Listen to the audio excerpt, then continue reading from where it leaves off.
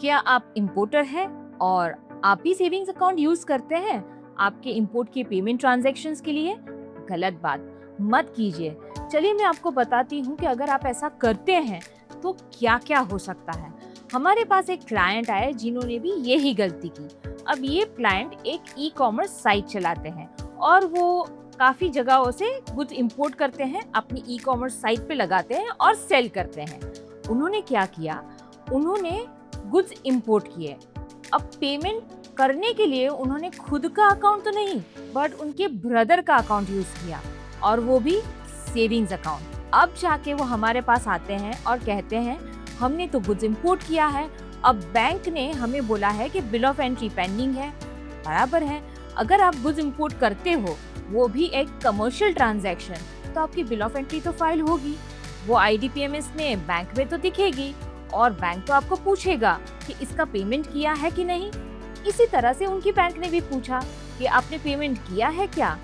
अब इनको समझ में ना आए कि क्या जवाब दे, कैसे जवाब दे। वो तो बार बार अपनी बैंक को बताए जा रहे थे हमने पेमेंट किया है, हमने पेमेंट किया है। बट जब बैंक उनको पूछे कि अच्छा पेमेंट किया है तो आउटवर्ड रेफरेंस नंबर दीजिए, जो इनके पास था ही नहीं, कैसे होगा, उन्होंने तो सेविंग्स अकाउंट से पेमेंट कर दिया था। तब जाके बार बार बैंक ने पूछा और इन्होंने जवाब ही नहीं दिया। तो होता क्या, बैंक ने इन्हें डायरेक्टरेट ऑफ एनफोर्समेंट यानी डीओई में रिपोर्ट कर दिया। बिकॉज ये हम आपको बार बार बता चुके हैं हमारे वीडियो के through, FEMA is regulated by enforcement directorate.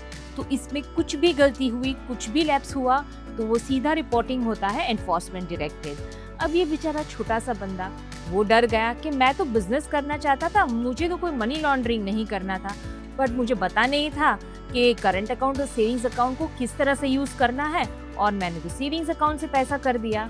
तब जाके अब वो बहुत ज्यादा परेशान हो गया कि अब सेविंग्स अकाउंट से किया हुआ पैसा मैं कैसे इस बिल ऑफ एंट्री के सामने रेगुलराइज कराऊं। वेल, वो तो हमें जो उन्हें गाइड करना था हमने कर दिया, बट मैं आप सबको कहना चाहती हूँ savings account is to be used for the transactions जो आपके पर्सनल कंजम्पशन के लिए है, जैसे गिफ्ट हो गया या खुद के लिए कुछ पर्सनल परचेज करना हो गया।